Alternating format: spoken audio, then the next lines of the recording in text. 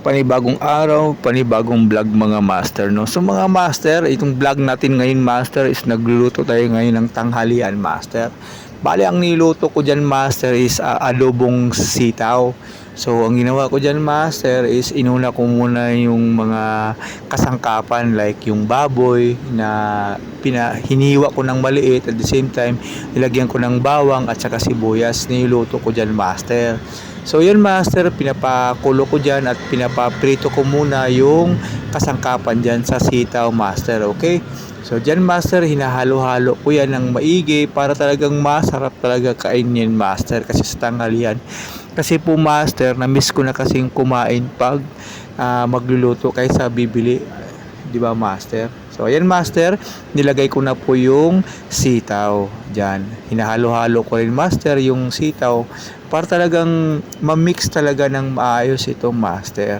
Kaya kita-kita nyo naman master diyan, 'di ba? Ang sarap niyan, sitaw, adobong sitaw.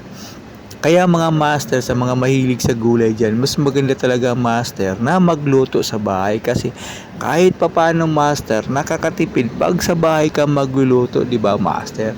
So kasi kaysa bibili ka, wala namang problem na bumili ka sa labas, pero much better kung sa bahay ka magluluto kasi marami ka pang makakain, pwede pang umaga, tanghali or sa gabi master, 'di ba?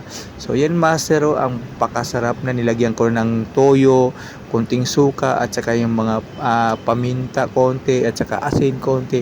Kumbaga master, minimix ko niya yan master para maging malasa, okay?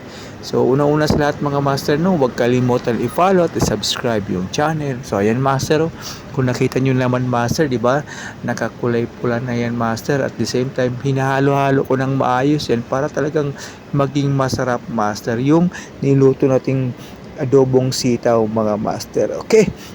So, di ba? Tingnan niyo naman master kung magkano din 'yan sa pagbibili mo sa labas, 'di ba? Siguro 30 to 50 pesos 'yan. Kaya mga master, samahan niyo ako